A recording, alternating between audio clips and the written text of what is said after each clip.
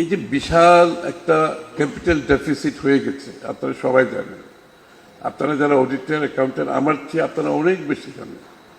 There is serious capital deficit in private sector. I hope you agree with me. Serious capital deficit.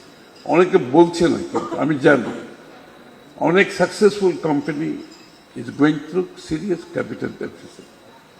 ব্যাংকগুলো serious capital ডেফিসিটে ভুগতেছে, অনেকগুলো bank.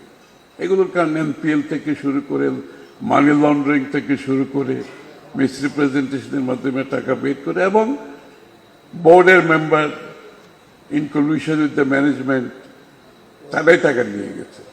In the name of bank ownership তারা টাকা নিয়ে গেছে। মানে bank ownership বলে কিছু আছে আমার জানা নেই। ব্যাংকে শেয়ার হোল্ডিং থাকতে পারে, nobody owns the bank. Bank own করে শেয়ার হোল্ডাররা, ব্যাংকে টাকা রাখে ডেপোজিটাররা। সো সামবডি ক্লেইমস দ্যাট আমি এই ব্যাংকের মালিক, এই কনসেপ্টটাই আমার কাছে অ্যাকসেপ্টেবল।